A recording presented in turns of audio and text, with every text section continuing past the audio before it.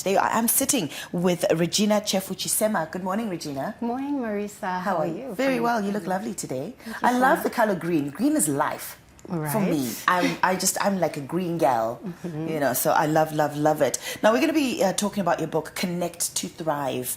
Okay, and the subtitle here is Transform Within, Thrive Anywhere, Unlock Your Inner Power and Elevate Your Impact. Now we're looking at, if we can just maybe show the cover of this book. We look at this cover and we see a tree, we see roots, we see kind of mountainous areas.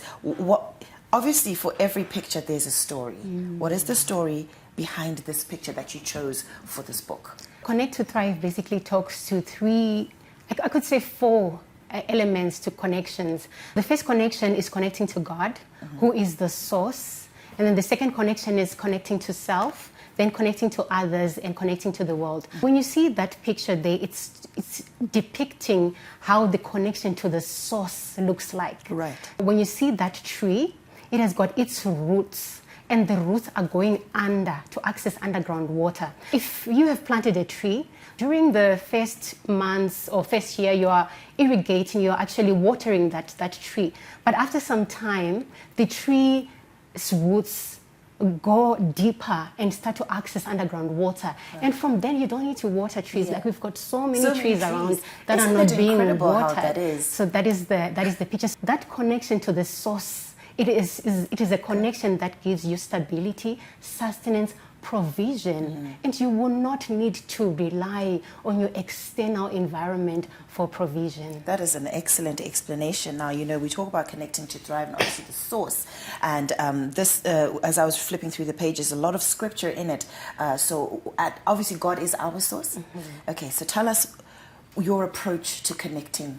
You connect to God through prayer every day. So before you leave the home, there is a certain anchoring that you need to have from within. This is strengthening your internal system. So your spirit, your mind, your body are anchored. So through prayer, through meditation, through devotion, you enrich, you strengthen this connection. And then when you get into the external world now, you are properly anchored. Nothing can shake your world. You are anchored, you are sustained, you are provided for, but from within. So you live your life from the inside out, not from the outside in. Have you ever gotten into a traffic jam and your mood, everything just changes? Yeah. But when you are anchored from within, you are in control from within. So life doesn't happen from the outside in, it happens from the inside out. Yeah. And I do know that when I used to study computers, giggle was the word, and it's what goes in goes out. Do you know what I mean? Exactly. So whatever you put inside yourself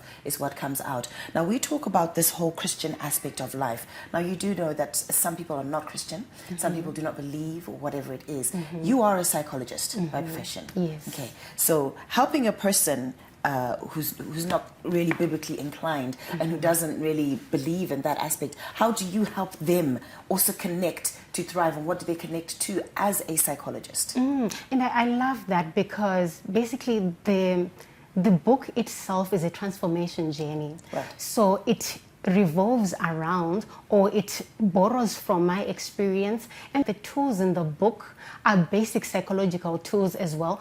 But now what I did is, because the generic belief system, especially in Zimbabwe, is Christian. Right. So I said, listen, how do I make this relatable? And I said, let me now use examples, some biblical principles to ground the message, to ground the instruments that are in the book, to give evidence and examples. So I talk about the story of Eve. This is a generic story. Even a child who's not a Christian, who's knows Muslim, the story. If they just read the story, they can be able to understand the lesson behind the story. It's just like the story of Jonah. You don't need to be a Christian to really understand that this is a story about obedience. So you'll see that the Bible is just like a novel, It really is. You can still read it if you're not a Christian. Yeah. Yes, and I'm a multicultural psychologist, so you still see that if you go through this journey without being a Christian, you'll still be able to benefit from the Okay, and I am reading your bio here, and also says that you are a licensed psychologist, obviously, mental health and wellness advocate. So sometimes when you're just a little bit discombobulated in your mind, you cannot thrive and you cannot connect to anything. Because I can give you an example of myself. There's a time when I was in a dark space, and reading the Bible for me was a no-no. Listening to anything gospel was a no-no. Listening to anything non-gospel was a no-no. Thriving to get out of there, even in the mental health, as you are an advocate to that, what stance do you put in your book to help people who are in a dark place and they can't actually pull themselves out of the system?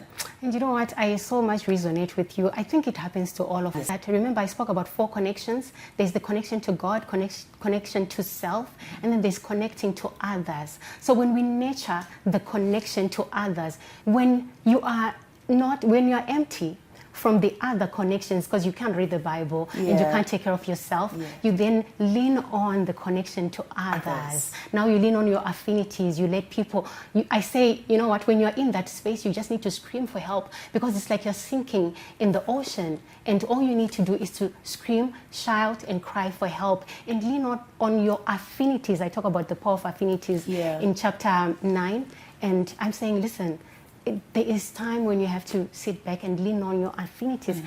Come to the therapy session and let me help you out of a dark place like that. So there was a discussion that we had last year when we were talking about mental health illness and mental health situations. Listen, Regina, I can't afford a therapy session. You are an advocate for mental health and you're a philanthropist and all of that. How do you help me if I don't have $20 for your session? Because I do know that you need to make a living as well. So in a situation where our country maybe is going through some economic hardships, how do you step up and actually help, or do pro bono work or whatever it is to help people get out of that so that they can actually be able to connect with self or with other affinities as well? You know what, it's like you were there before I started writing the book, because the reason why I actually wrote the book is to deal with that issue. Because it's me now saying, listen, I've been dealing with so many situations in the therapy room. These are the experiences that I'm getting from people who are coming to seek help. Let me look for a way that I can be able to reach a normal person who might not be able to get the privilege of coming to the therapy session. So my book will also is a way of reaching out to those individuals who are out there. But you know what? The help is not limited to that. We have got systems that are working effectively in our society. The church system, the school system. These are support structures that are there in our communities to actually help people who cannot afford to get into the therapy session to also get help.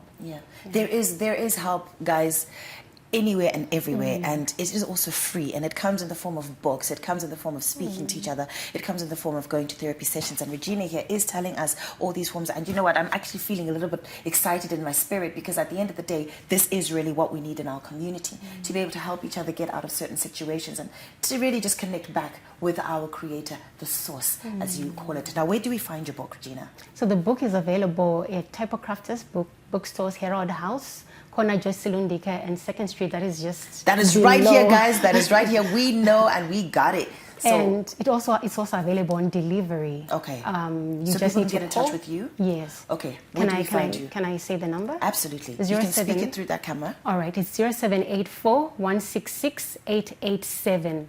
0784 166 887. Excellent. And where do we find you on social media? It's Regina Chefu, YouTube, Instagram, Facebook, TikTok, and X. And X as well. Regina LinkedIn as well. I'm also on LinkedIn. Oh, is it? Konapo, Ipapo, Bazetian Prime, DSTV Channel 294, the place to be.